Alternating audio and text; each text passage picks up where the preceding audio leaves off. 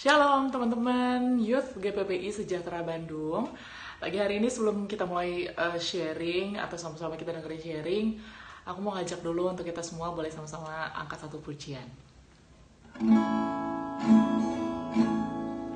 Bapa, Engkau mengenalku lebih dari siapapun.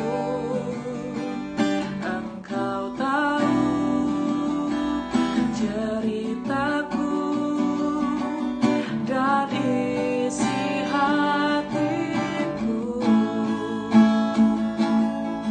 Tak peduli masa lalu,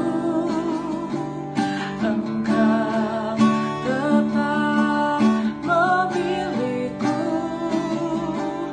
Ubahkanku, sempurnakan jadi karya yang indah. Kini aku percaya tiada yang mustahil bagimu. Kuasamu kuatkanku, dasarku berharap. Kini aku berserah pada rancangan-Mu bagiku. Ku ikuti panggilan-Mu, ku kan setia sampai akhir hidupku. Ku ikuti panggilan-Mu, ku kan setia sampai akhir hidupku.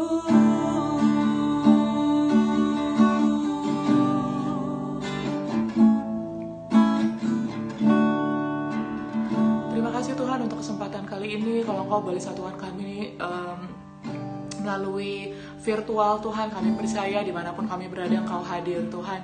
Dan kami minta hikmat yang dari Engkau Bapa. Kalau pada kesempatan kali ini kami boleh bersama-sama Tuhan untuk sharing, Tuhan. Kalau Dita boleh menyampaikan sharing yang mungkin melalui pengalaman hidup di mana Tuhan juga bekerja. Kami juga sama-sama percaya dan yakin Tuhan kalau teman-teman yang mendengarkan juga pada kesempatan kali ini boleh mendapatkan banyak berkat Tuhan. Dan Engkau yang boleh memberikan pengertian, Engkau juga yang boleh memberikan hikmat kepada kami semua Tuhan.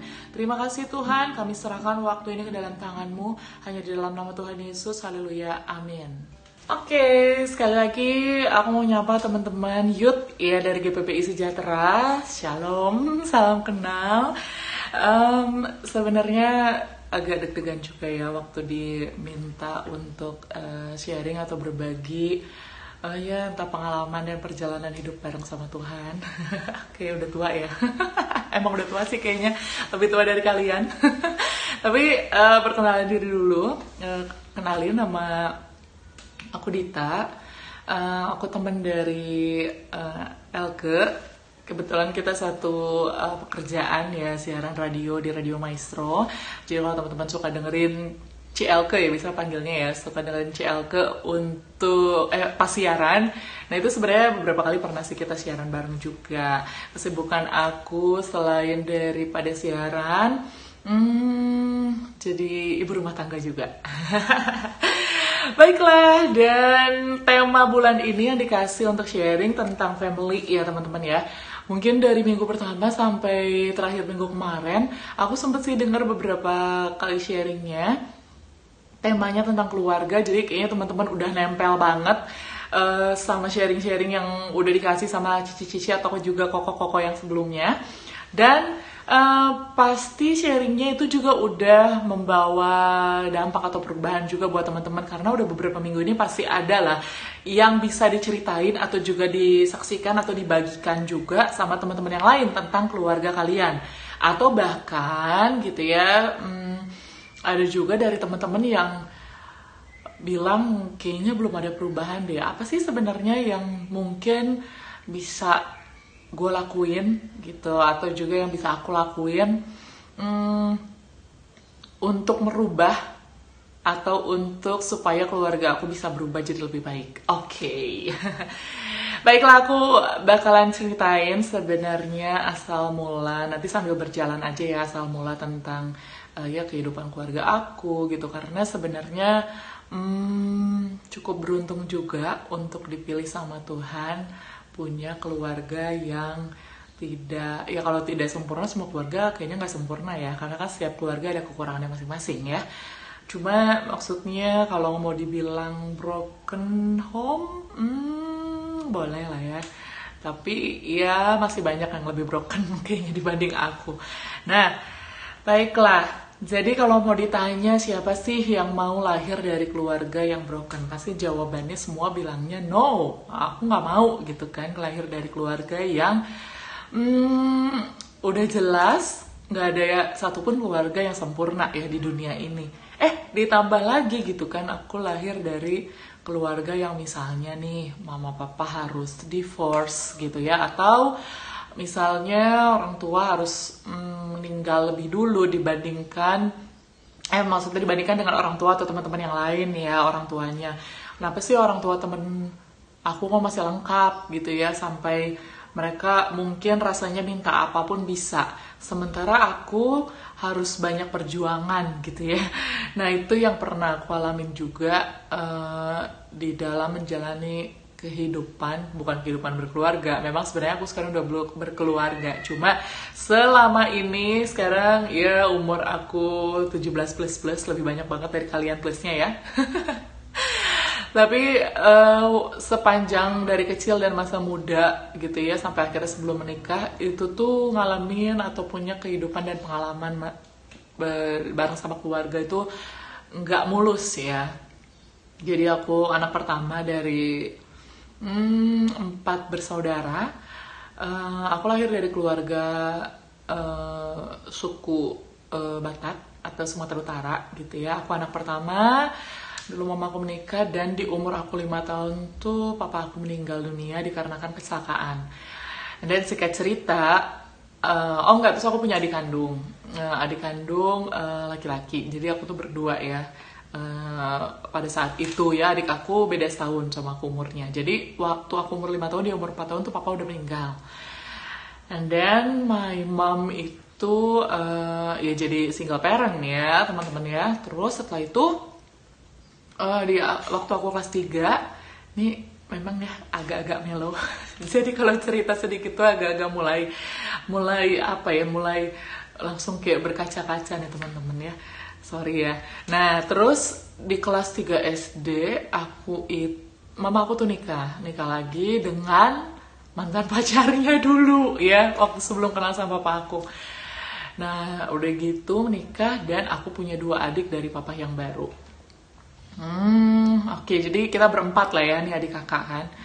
Awal sih semua ya baik lah ya, cuma mungkin karena waktu itu aku udah kelas 3 SD dan adik aku kelas 2 SD, tuh kita kayak ngerasa bahwa ini deh rasanya apa ya, udah susah mau manggil papa ke papa yang baru, karena kan udah tahu gitu papa kita tuh sebenarnya meninggal gitu kan. Ya udahlah, singkat cerita tuh akhirnya aku punya adik, nambah lagi 2 adik gitu kan, jadi kita berempat bersaudara dan tidak semulus itu teman-teman ya. Jadi waktu yang namanya mama aku nikah lagi, dulu tuh pekerjaan almarhum papa aku tuh pegawai negeri. Jadi tiap bulan tuh keuangan pasti ya ada lah gaji gitu ya. Sampai akhirnya papa aku meninggal, mama aku masih dapat santunan lah dari kantor papa. Terus nikah dengan papa aku yang baru, dia pekerja lepas gitulah. Jadi mama aku mungkin tidak terbiasa hidup dengan penghasilan yang tidak pasti. Sampai akhirnya keuangan lah yang menjadi masalah dalam keluarga. Dan singkat cerita, akhirnya aku harus tinggal sama nenek aku dari dari SD lah ya. Karena semenjak papa aku meninggal aku jadi deket sama nenek gitu. Aku tinggal bareng sama nenek, adik-adik aku sama mama aku sama papaku yang baru itu kan. Sampai akhirnya keuangan menjadi masalah, papaku gak ada pekerjaan dan segala macam. Akhirnya ribut dan pisah gitu kan. Tapi pisahnya belum di atas hukum sih, belum cerai di atas hukum, cuma pisah rumah gitu.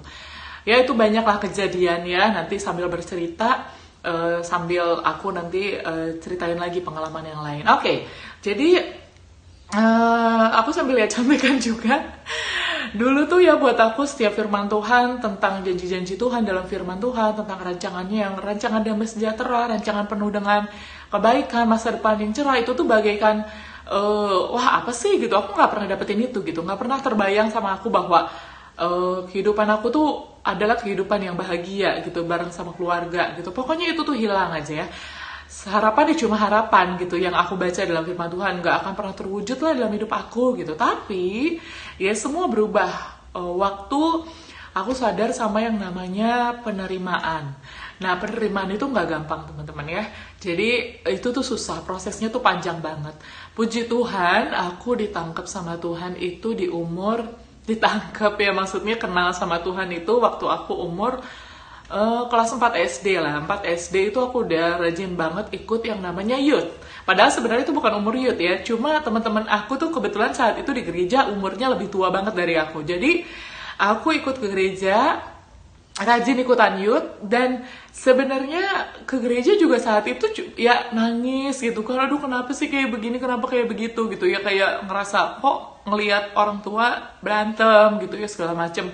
Terus akhirnya mikirnya, ya udahlah aku larinya ke gereja gitu. Puji Tuhannya, Tuhan Yesus baik. Karena mungkin ya Tuhan tahu kalau saat itu aku nggak ditangkap, mungkin aku bisa jadi liar. Jadi anak yang liar gitu ya. Oke, terus kelas 6 SD aku kelas 5 SD menjelang 6 SD itu aku terima Tuhan dibaptis air gitu, baptis selam.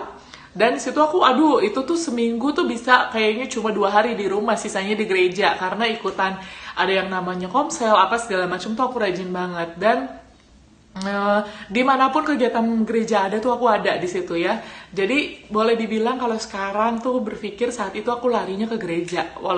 Dan sebenarnya kalau mau dibilang kan, orang rumah juga nanya, ngapain sih ke gereja gitu ya, nggak jadi berkat di rumah gitu, di rumah malah terbengkalai. Benar, itu juga benar ya, karena aku lebih banyak di gereja saat itu. Tapi buat aku mikirnya daripada gue lari ke tempat lain, mendingan gue lari ke gereja gitu. Dan aku punya kakak rohani pada masanya itu, mentor itu benar-benar lagi pokoknya lagi digalakan banget lah di gereja ya. Jadi kita tuh punya kakak rohani masing-masing. Jadi aku tuh deket banget sama kakak rohani aku sampai aku suka nginep di rumahnya gitu. Ini perempuan ya kakak rohaninya, karena waktu itu harus nggak boleh kakak rohani itu cowok ke cewek gitu ya, atau cewek ke cowok.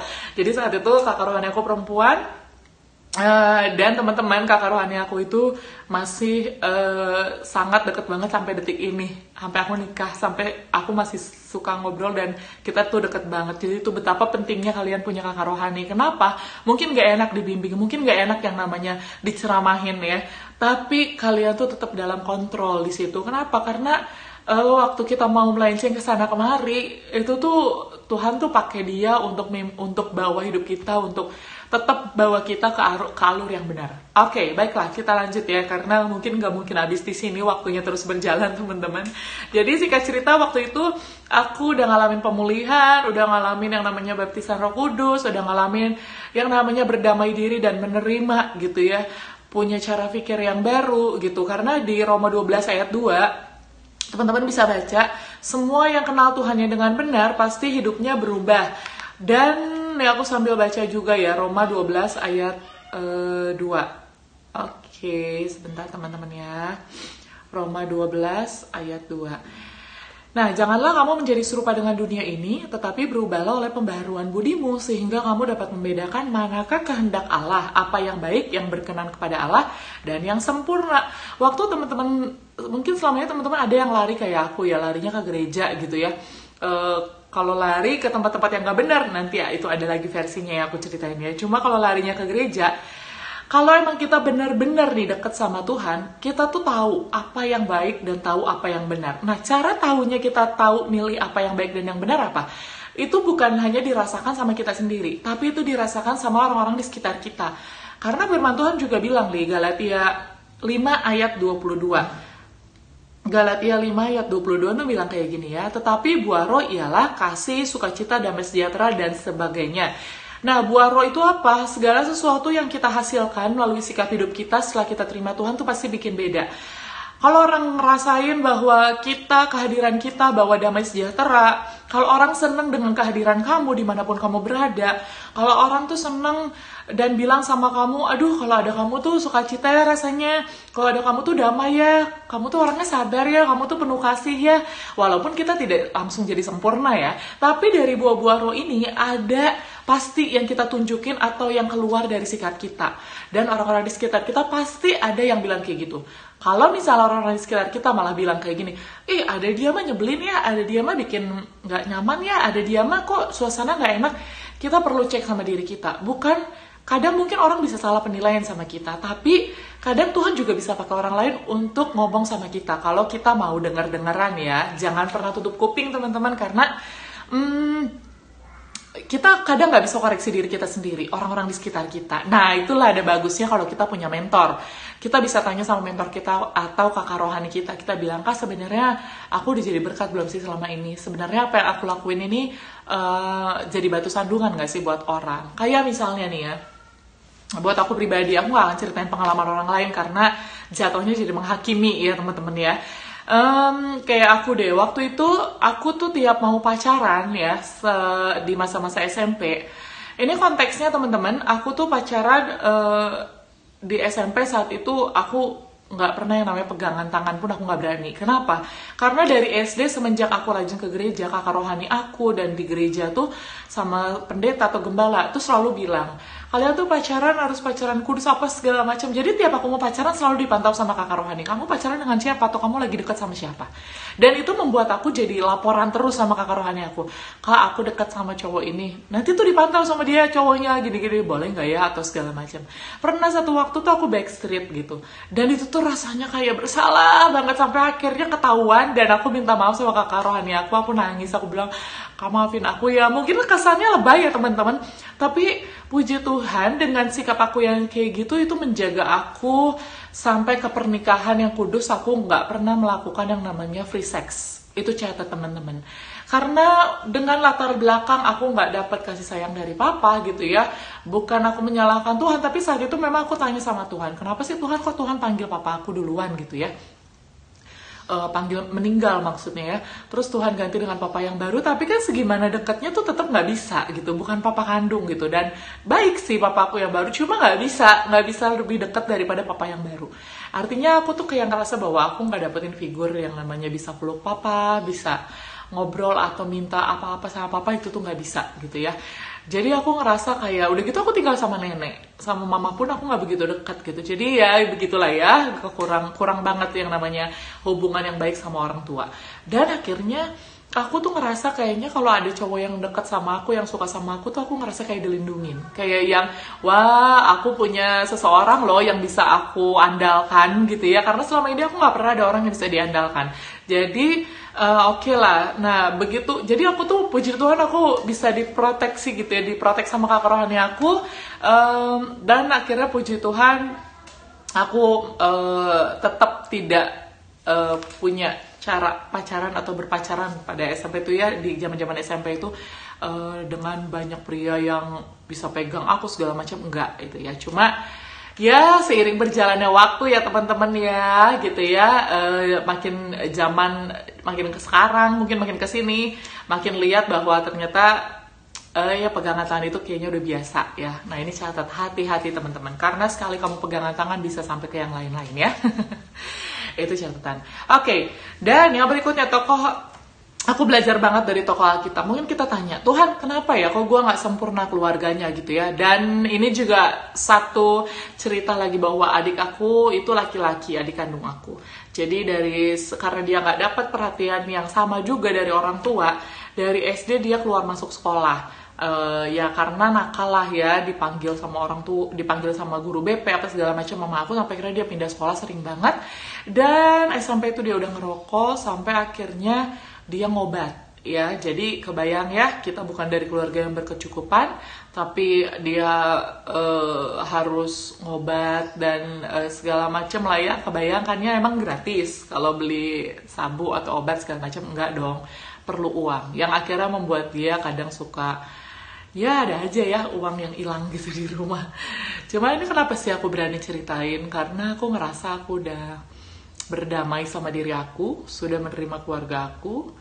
Sekalipun mungkin sampai detik ini belum semuanya pulih, tapi aku percaya sih waktu aku berdamai dan menerima sih it's okay aja. Aku nggak malu untuk ceritain tentang kekurangan atau juga proses yang Tuhan lewatin, jalanin di keluarga aku. Oke, yang berikutnya, tokoh Alkitab yang kalian pikir mungkin ada, emang di Alkitab semuanya sempurna? Enggak loh teman-teman, banyak juga kok keluarga yang tidak sempurna. Aku ambil 2 contoh aja ya, yang kalau kita tanya keluarga ideal itu yang kayak gimana sih teman-teman, mau kita cari di Alkitab juga, pasti kita ngalamin kesulitan cari keluarga yang sempurna, benar ya? Ada aja kurangnya. Tapi dari beberapa contoh ini kita bisa belajar sesuatu. Kalau teman-teman dengar yang namanya Yefta, pernah dengar yang namanya Yefta? Yefta itu ada di Alkitab, itu diceritain di Hakim-Hakim 11. Teman-teman tahu nggak sih Yefta ini, secara singkat aku ceritain, nanti teman-teman boleh baca di Hakim-Hakim 11. Ini keren banget. Anak laki-laki yang keren banget, yang kalian bisa jadikan panutan dan contoh, karena hidupnya tidak sempurna seperti mungkin gitu ya. Kenapa sih aku ceritain kok yang tidak sempurna terus? Kalau keluarga aku sempurna gimana ya? Kalau keluarga kita sempurna, puji Tuhan, mengucap syukur. Mungkin ada tetap kurangnya, tapi teman-teman, ini aku cerita dari pengalaman aku. Makanya aku lahir bukan dari keluarga yang lengkap, mama, papa, dan bahagia segala macam gitu ya, yang tadi udah diceritain di awal. Baiklah, nah jadi ini kondisinya saat itu aku tidak mengucap syukur ya. Tapi begitu aku disadarkan sama si Yefta ini ya di Hakim-Hakim 11, aku lihat bahwa Tuhan tuh mengerjakan banyak hal untuk orang-orang. Semakin dalam kamu terjatuh atau semakin dalam kamu merasakan keterpurukan dalam kehidupan kamu gitu ya, setelah kamu sadar Tuhan itu ada loh di lembah kekelaman. Tapi lihat deh di Mazmur 23 ya, bahwa kita itu sekalipun aku melewati lembah kekelaman, kita tidak tinggal loh teman-teman. Kita itu melewati, cuma melewati, dan melewati itu ada Tuhan di situ. Jadi kita bersama dengan Tuhan. Jadi kalau saat ini kamu sedang melewati lembah kekelaman, teman-teman, kamu nggak perlu takut karena Tuhan ada di situ. Daripada kita di tempat yang pesta pora, bahagia tapi Tuhan gak ada di sana, lebih baik saat kita di lembah kekelaman kita melewatinya bersama dengan Tuhan. Yefta ini anak perempuan sundal. Nanti kalian bisa baca di ayat yang 1. Lalu ayat yang kedua dikatakan juga dia anak dari perempuan lain. Aku cari artinya anak dari perempuan lain itu apa sih? Anak dari perempuan lain itu artinya selain dari perempuan sundal, si Yefta ini ibunya tidak dinikahi secara resmi oleh papahnya. Lalu dia punya ibu tiri dan dia punya saudara tiri banyak. Jadi dia pada saat itu, pada saat pembagian harta, saudara tirinya ini benci sama si Yefta. Akhirnya dia bilang kayak gini, kamu nggak berhak dapetin ini karena kamu bukan anak sah dari ayah. Dia diusir.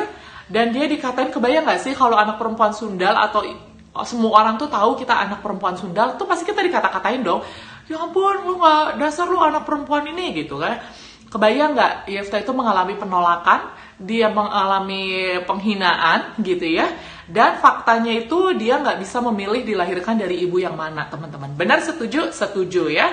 Kita juga nggak bisa memilih dilahirkan dari keluarga siapa, dari orang tua siapa gitu ya. Kalau bisa milih, mungkin semua udah milih ya untuk jadi anak presiden atau siapapun yang menjadi idola kalian. Oke, Yefta punya pilihan untuk pahit, tertolak, minder, marah. Sama, kita juga mungkin punya pilihan kayak gitu. Dan kita mungkin pernah memilih itu. Yefta pun milih, teman-teman. Waktu dia diusir, dia sebenarnya kalau dia mau stay, dia bisa loh minta perlindungan sama papahnya. Tapi di situ juga nggak diceritain sih bahwa ayahnya memberikan pembelaan atau juga melindungi. Tapi di situ diceritain bahwa Yefta memilih untuk lari dari kenyataan, dan dia lari jadi pemimpin kawanan perampok atau gerombolan perampok. Artinya apa? Waktu dia ada di kawanan perampok atau juga gerombolan, dia jadi pemimpin ya, pemimpin orang-orang yang hobinya merampok. Artinya pergaulan dia benar atau benar? Pasti nggak benar ya teman-teman ya. Lingkungan yang buruk merusak kebiasaan yang baik, itu yang Amsal bilang ya. Yefta ngerasa pahit dan dia pengen buktiin sama keluarganya kalau dia bisa dipandang sama orang-orang dengan cara nih, akhirnya gue jadi pemimpin gitu kan, walaupun gitu ya bukan pemimpin orang-orang yang benar saat itu, dia lari ke tempat yang gak benar gitu ya. Terus nggak perlu lakukan apa aja demi diterima sama banyak orang. Nah, Yefta ini merasa bahwa dirinya perlu diakui ya sama banyak orang. Sampai pada akhirnya terlihat di mana? Oke, baiklah. Waktu dia diminta gitu ya sama pemimpin. Nanti kalau kalian baca di situ ada dari pemimpinnya atau bangsanya Yefta datang menjemput Yefta gitu ya. Menjemput Yefta untuk apa? Untuk dijadikan panglima perangnya bangsanya Yefta ini. Kebayang nggak? Yefta udah dibuang, diusir, terus dia disuruh balik ke bangsanya setelah sekian lama ya, dan disuruh kamu jadi pemimpin dong buat bangsa ini. Loh, si Yefta langsung bilang, loh, di ayat 7 ya, Hakim 11 ayat 7, bukankah kamu sendiri yang membenci aku dan mengusir aku dari keluargaku? Mengapa kamu datang sekarang kepada aku pada waktu kamu terdesak gitu kan ya? Memang para tua-tua yang datang sama si Yefta ini bilang, memang, berarti mereka sadar ya bahwa mereka dulu pernah ngusir Yefta. Memang, kami datang kembali sekarang kepadamu. Ikutlah kami dan berperanglah melawan Bani Amon, maka engkau akan menjadi kepala atas kami, atas seluruh penduduk Gilead. Nah, teman-teman, puji Tuhan ya, di Hakim 11 ayat 34 dikatakan bahwa Yefta ini ternyata punya hubungan loh sama Tuhan. Jadi dia itu di tengah-tengah pergaulan yang buruk, Tuhan tuh masih jaga dia loh. Masih entah Yefta punya pengalaman pribadi sendiri yang mungkin aku juga bisa ceritain sama teman-teman. Di tengah-tengah mungkin kita sekarang tetap masih melakukan banyak dosa atau banyak hal yang mungkin kita lari dari masalah, dari keluarga kita gitu ya, yang rasanya kita nggak bersyukur. Kayaknya gue benci sama nyokap gue, sama bokap gue, sama adik atau kakak gue gitu ya, rasanya gue sebel gitu, nggak pengen dari keluarga ini, dan kita lari ke pergaulan yang nggak benar. Tapi kalau teman-teman sadar di hati nurani bahwa kadang ada kata-kata atau suara yang ngomong sesuatu yang bilang kamu jangan lakuin ini gitu, itu artinya Tuhan tuh nggak pernah ninggalin kita, teman-teman. Jadi kadang kita yang tutup kuping, kita yang tutup hati kita untuk kita nggak mau dengerin apa yang mau Tuhan bilang ya. Tuhan Yesus baik ya teman-teman. Di Hakim 11 ayat 34, Yefta masih punya hubungan pribadi sama Tuhan, teman-teman. Dan di sini dibilang bahwa ketika Yefta pulang ke Mispa, ke rumahnya, Yefta akhirnya pulang ya teman-teman ya. Tampaklah nah di sini dibilang bahwa tampaklah si Yefta ini disambut teman-teman ya, bahwa dia tuh istilahnya dia tuh bilang sama bapaknya gitu ya. Banyak di sini cerita yang bisa teman-teman lihat juga bahwa Yefta ini bilang bahwa iya dia mau nunjukin nih kalau misalnya dia akhirnya mau berubah sekalipun, ya dia harus jadi pemimpin gitu, bahwa dia nggak mau kalau dia cuma sekedar jadiin pemimpin perang terus dia dibuang gitu. Dia pengen jadi pemimpin atas bangsanya. Dan dia artinya apa? Butuh pengakuan. Memang dari apa yang mungkin kita alami selama ini bareng sama keluarga kita ya, banyak yang mungkin sedikit banyaknya tuh berpengaruh sama sikap kita. Ada yang jadi butuh pengakuan, ada yang pengen diperhatiin. Itu wajar teman-teman. Satu hal yang perlu kamu sadari adalah kamu akui kekurangan kamu akui keterbatasan kamu teman-teman, sehingga Tuhan bisa pulihkan ya. Terus Yefta harus balik lagi ke bangsanya, menghadapi traumanya, menghadapi orang-orang yang dulu pernah mengejeknya dan mengusirnya. Dia harus kembali ke tempat asal dia dilahirkan. Dia harus menerima penolakan yang dulu mungkin dia sedih banget ya. Tapi di Hakim-Hakim 29 dia mengalami perjumpaan dengan Tuhan, teman-teman ya. Di situ dibilang, lalu roh Tuhan menghinggapi Yefta. Ia berjalan melalui daerah Gilead dan daerah Manasye, kemudian melalui Mispa di Gilead, dan dari Mispa di Gilead ia berjalan terus ke daerah Bani Amon. Tuhan menyertai perjalanannya teman-teman ya. Tuhan kasih kemenangan buat Yefta pada akhirnya, dan dia jadi pahlawan atas bangsanya. Keren banget ya. Prosesnya gampang nggak? Nggak teman-teman. Dia juga nggak langsung instan ya. Jadi pemimpin. Dia ngalamin proses. Dia ketemu dulu sama orang-orang yang tidak benar gitu ya. Sampai akhirnya Tuhan bawa dia balik. Tapi kalau kita terus kerasin hati kita, kalau Yefta juga terus kerasin hatinya, aku yakin bahwa Yefta gak akan pernah bisa jadi pemimpin. Tapi karena dia mau lembutin hatinya, dan dia mau terima, mau rilis pengampunan buat keluarganya, buat saudara-saudaranya, buat bangsanya, akhirnya dia dipulihkan dan dia mendapatkan kemenangan. Yang satu lagi adalah tentang Yusuf, teman-teman. Kalau Yusuf ini siapa sih yang nggak pernah tahu ceritanya Yusuf? Pasti teman-teman semua tahu, ada di Kejadian 37 ya. Yusuf ini kalau teman-teman tahu, dia itu dibenci juga sama kakak-kakaknya. Setelah dibenci sama kakak-kakaknya, dia dijual. Setelah dijual ke orang Midian, terus orang Midian juga jual lagi dia ke Potifar. Kebayang nggak teman-teman? Udah dia dibuang ke sumur, terus dia dibenci sama saudara-saudaranya, dia mau dibunuh sama saudaranya, mau dibunuh. Setelah itu dia dijual. Setelah tinggal di rumah Potifar, dia juga tetap difitnah, gitu ya. Tapi di Kejadian 39, di situ dibilang bahwa Yusuf disertai Tuhan dimanapun dia berada, teman-teman. Kebayang nggak sedih banget kalau kita yang ada di posisinya Yusuf ya? Nggak usah deh ya. Mungkin dengan masalah kita juga udah pusing, nggak usah bayangin jadi Yusuf ya. Tapi dengan posisinya Yusuf, teman-teman, dia difitnah nggak sekali dua kali, dia sering banget difitnah. Tapi dia tetap punya integritas. Di Kejadian 39 ayat 8, waktu dia difitnah gitu ya teman-teman, dia tetap punya integritas bahwa dia mau terus hidup benar. Dan gak hanya di situ ya, perjuangannya Yusuf. Dia dipenjara di ayat yang ke-20 karena difitnah itu sama istrinya Potifar ya. Setelah itu di ayat 21-23, dimanapun dia berada Tuhan menyertai dia dan dia jadi orang kepercayaan. Di ayat yang ke-21 teman-teman, di Kejadian 39, Yusuf dipercaya menjadi pemimpin di penjara ya. Setelah itu dia dikasih hikmat karena Yusuf tetap menjaga hubungannya sama Tuhan. Dia punya hikmat untuk memberikan atau mengartikan mimpi. Di situ ada ceritanya ya, kalau teman-teman nanti baca di Kejadian 40 tentang juru minuman dan juru roti. Sampai pada akhirnya Firaun juga memanggil Yusuf untuk mengartikan mimpinya. Dan artinya ya, dari pengartikan mimpinya Firaun, Yusuf diangkat menjadi orang kepercayaannya Firaun. Kebayang nggak ya? Waktu dia mau diangkat jadi pemimpin atau mendapatkan satu hal yang luar biasa dalam kehidupannya, nggak gampang teman-teman. Jadi waktu kita ngerasa bahwa mau dapetin sesuatu yang rasanya kok susah dicapai gitu ya, itu nggak gampang teman-teman. Kita perlu namanya bayar harga, kita perlu yang namanya melewati banyak perjuangan. Tapi buahnya dirasakan sama siapa? Sama kita dong teman-teman ya, sama orang-orang di sekitar kita juga. Kalau Yusuf cuma punya nyali yang, ya aku pahit nih Tuhan, kenapa sih aku diginiin sama keluarga aku? Aduh, dia nggak akan pernah jadi pemimpin teman-teman. Tapi karena dia punya mental yang kuat, dia punya tujuan yang kuat, dia tahu kalau Tuhan melakukan ini semua bukan hanya untuk membuat dia kecewa dan terpuruk ya, tapi dia tahu Tuhan punya satu tujuan dalam kehidupannya. Yusuf tahu kalau semua ini rencana Tuhan pasti untuk mendatangkan kebaikan buat kehidupannya ya. Awalnya memang kecewa, awalnya pahit. Sebenarnya kalau kita mau lihat ya teman-teman, bisa nggak sih si Yusuf ini memilih pada saat dia sudah dewasa, memilih untuk pulang ke ayahnya, dan dia ngadu sama ayahnya bahwa ayah gitu ya, ini kakak-kakak aku ngebunuh aku sampai akhirnya aku dijual gitu kan, segala macam mau ngerencanain ngebunuh aku gitu sampai akhirnya aku mau dijual.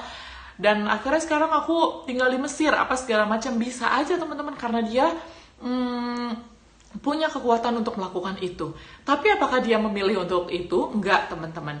Dia dekat sama Tuhan, dia bilang, emang gampang gitu teman-teman di saat keadaan lagi sulit kita memilih untuk tetap di jalur yang benar, untuk tetap melakukan hal yang benar?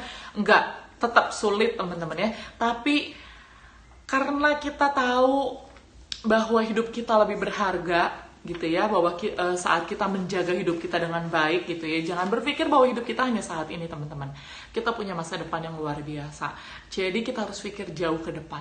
Kalau saat itu gitu ya, waktu itu nih cerita sedikit, waktu itu aku juga ngalamin hal yang gak enak. Waktu itu setelah keluarga aku broken, waktu aku kuliah, aku tuh gak bisa bayar uang kuliah sendiri karena pada saat itu mama aku kabur dari rumah karena dia pergi sama laki-laki lain. Setelah itu papa aku harus ngurus aku dan adik-adik aku. Tapi kan saat itu aku tinggal sama nenek aku. Dan saat itu kejadian aku lagi pacaran sama seorang laki-laki. Dan di situ waktu mama aku kabur dari rumah, pacar aku itu selingkuhin aku. Dia pacaran dengan mantan pacarnya ya, balikan lagi sama mantan pacarnya. Jadi kebayang gak sih teman-teman, rasanya kok kayaknya pengen bilang sama Tuhan gini, Tuhan kayaknya gue udah jatuh deh, kok malah ditimpa tangga sih gitu.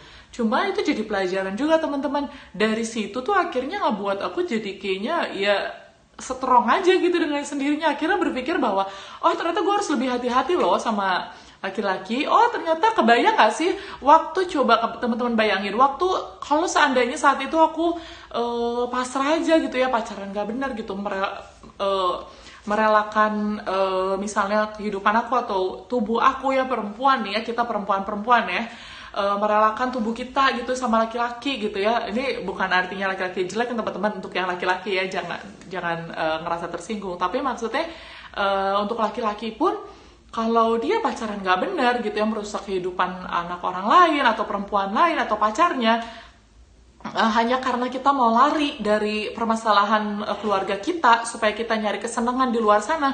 Aduh teman-teman, itu cuma sementara doang. Kebayang gak waktu kamu diselingkuhin, kamu mau lari kemana? Mau lari sama dia? Enggak gitu ya, tetap aja kamu kecewanya sama siapa lagi? Sama Tuhan. Pasti bilangnya, kenapa Tuhan aku dipertemukan sama dia? Padahal Tuhan tuh bilang, aku gak pernah memaksa kamu sama dia. Tuhan tuh selalu kasih pilihan sama kita teman-teman. Jadi waktu kita memilih, itu tuh bukan Tuhan yang kasih, tapi Tuhan tuh suruh kita milih. Kalau kita akhirnya sama orang itu, ya kita yang pilih. Jadi kita nggak boleh salahin Tuhan teman-teman. Itu aku belajar banget ya. Jadi saat itu aku benar-benar stres, nggak bisa bayar uang kuliah gitu. Tapi pertolongan Tuhan waktu kita ada di jalur yang benar, kehidupan kita benar, Tuhan tuh tolong teman-teman. Kita bisa lihat banyak mujizat teman-teman ya. Oke, dan yang berikutnya nih, singkat cerita lagi nih ya, di Kejadian 50, Yusuf mengalami kemenangan atas kehidupannya ya. Di situ dikatakan ya teman-teman ya, bahwa Tuhan itu tidak pernah mereka-rekakan yang buruk buat kehidupan Yusuf ya. Dia bilang bahwa mungkin manusia mereka-rekakan yang jahat ya buat Yusuf, tapi Tuhan membuat semuanya itu menjadi baik dalam kehidupan Yusuf ya. Dan di situ dibilang di ayat yang ke-20 teman-teman, memang kamu telah mereka-rekakan yang jahat terhadap aku, tetapi Allah telah mereka-rekakannya untuk kebaikan, dengan maksud melakukan seperti yang terjadi sekarang ini, yakni memelihara hidup suatu bangsa yang besar. Bukan hanya kehidupan Yusuf saja. Yusuf jadi pemimpin atas Mesir, dan dia menanggung kehidupan keluarganya semua, bahkan bangsanya gitu ya teman-teman ya. Dan di situ keluarganya terjamin kehidupannya. Kebayang nggak, sudah disakiti tapi dia justru harus berbuat kebaikan buat keluarganya atau orang-orang yang disakiti. So guys ya, dimana kita dilahirkan, siapa orang tua kita gitu ya, latar belakang hidup kita itu nggak menentukan teman-teman. Hidup kita akan sama seperti apa yang terjadi di awal kehidupan kita. Mungkin kita bisa dilahirkan dari keluarga yang broken ya, tapi tenang teman-teman, sepanjang proses itu masih berjalan, sepanjang kamu dekat sama Tuhan, sepanjang kamu ada di lingkungan yang benar, sepanjang kamu terima diri kamu, sepanjang kamu bilang bahwa yes, ini keluarga saya mau terima baik atau buruknya, saya terima kesalahan mama saya. Sampai akhirnya waktu itu aku ngalamin pemulihan juga teman-teman. Waktu itu aku ikutan satu camp yang namanya Wanita Bijak gitu ya. Di situ aku tulis semua kebencian aku sama mama aku, dan saat itu dari Wanita Bijak ini manggil mama aku, dan akhirnya kita datang ke satu kayak KKR gitu, KKR Wanita Bijak gitu. Setelah retret, di situ aku ketemu mama aku dan aku basuh kaki mama aku. Di situ aku bilang bahwa aku mengampuni mama dengan kesalahan mama yang dulu, sekarang ataupun di masa depan yang akan mama lakukan, yang mungkin nanti mama lakukan. Karena yang namanya manusia itu masih tetap akan pasti melakukan kesalahan teman-teman ya. Jadi jangan kira loh kalian udah mengampuni pun mereka masih akan tetap, mereka akan sesempurna itu dan tidak menyakiti kalian. Itu salah banget pikirannya. Mereka pasti masih akan tetap menyakiti kalian, karena yang namanya manusia itu gudangnya kesalahan teman-teman. Jadi kita harus sadari itu. Kalau kita nggak menyadari itu, kita akan terus kecewa, kita akan terus mengalami kekecewaan dan kepahitan.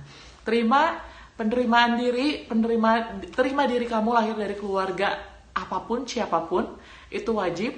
Sadari dan syukuri untuk apapun yang Tuhan udah tetapkan dalam kehidupan kita, khususnya nih keluarga kita ya. Kalau semuanya baik, mulus, rukun, puji Tuhan teman-teman ya. Buat keluarga kalian mengucap syukur, say thanks to God gitu ya, buat mama, papa, adik, kakak yang rukun. Tapi kalau semuanya broken, retak gitu ya, tenang, masih bisa diubah teman-teman, dan dibenarkan ya waktu kita serahkan semuanya sama Tuhan. Emang kita nggak bisa jelas teman-teman, kalau kita sendiri kita nggak mampu, tapi waktu kita jalanin semuanya sama Tuhan, Dia yang bikin kita mampu teman-teman. Jadi masih banyak sebenarnya cerita yang bisa aku ceritain, nggak sesingkat ini juga cerita tentang kehidupan aku, karena banyak banget lah. Jadi kalau emang teman-teman pengen sharing-sharing atau cerita-cerita, berbagi pengalaman seperti apa sih sebenarnya, nggak segampang ini, boleh kok ya nanti cerita-cerita sama aku kapanpun. Ya boleh lah ya DM-an Instagram, karena masih banyak cerita lainnya juga yang pasti sampai saat ini aku masih berjuang dengan keluarga aku pun gitu ya. Tapi puji Tuhan, sampai detik ini puji Tuhan, Tuhan yang memberikan kekuatan untuk menerima, untuk terus berdamai sama diri sendiri dan keluarga juga ya, walaupun belum semuanya Tuhan pulihkan. Kalau udah dipulihkan kita nggak akan ada di dunia, teman-teman, kita udah di surga bareng sama Tuhan ya, karena semuanya sudah pulih ya. Jadi selama kita masih hidup di dunia, kita masih harus terus berjuang ya untuk lebih baik, untuk bisa terus menceritakan kebaikan Tuhan dan pekerjaan Tuhan. Bukan apa kata orang ya, bukan ceritain pengalaman hidup orang dengan Tuhan, tapi pengalaman hidup kita dengan Tuhan, pengalaman keluarga kita dengan Tuhan. Oke, sorry banget ini kepanjangan teman-teman, excited banget. Semoga bisa jadi berkat buat kita semua, dan semoga ada hal-hal atau poin-poin juga yang bisa teman-teman ambil dari pengalaman hidup aku ya. Baiklah, kita sama-sama satukan hati berdoa. Sampai ketemu di lain waktu ya teman-teman ya. Kita satukan hati berdoa. Tuhan Yesus, terima kasih, kami mengucap syukur untuk kesempatan kali ini. Kalau kami boleh sama-sama sharing, kiranya Tuhan yang memberikan pengertian, memberikan hikmat juga Tuhan, untuk kami juga boleh tahu apa yang harus kami lakukan, bahwa kami tahu bahwa Tuhan tidak pernah kebetulan untuk menciptakan kami di keluarga kami Tuhan, bahwa kami boleh jadi orang-orang yang luar biasa, sekalipun mungkin banyak kesalahan yang kami lakukan Tuhan, banyak keputusan-keputusan yang kami ambil untuk kami lakukan karena kami merasa pahit, karena kami merasa tertolak, karena kami merasa bahwa kami kurang semuanya Tuhan. Tapi kami mau sadari bahwa kami perlu pengampunan dari Engkau, kami perlu Engkau Tuhan dalam kehidupan kami, supaya kehidupan kami boleh terus diubahkan, dan kami mau jadi orang-orang yang berperan penting dalam rencana-Mu Tuhan, untuk merubah keluarga kami, untuk mengalami perubahan, untuk mengalami pemulihan di dalam keluarga kami. Kami mau jadi orang yang Engkau pakai Tuhan. Terima kasih Tuhan, kami mengucap syukur, dan kami sungguh berterima kasih untuk mama, papa, adik, kakak, semua keluarga kami Tuhan. Walaupun mungkin banyak dari kami yang merasa tidak cukup untuk kami ceritakan segala kesedihan kami, atau mungkin segala hal-hal yang kami alami, tapi kami percaya Engkau tahu jauh lebih dalam dari apa yang kami alami Tuhan. Terima kasih Yesus, Engkau satu-satunya kekuatan dan penghiburan kami. Hanya di dalam nama Tuhan Yesus, haleluya. Amin. Sampai ketemu lagi teman-teman. Tuhan Yesus memberkati semua. Bye-bye.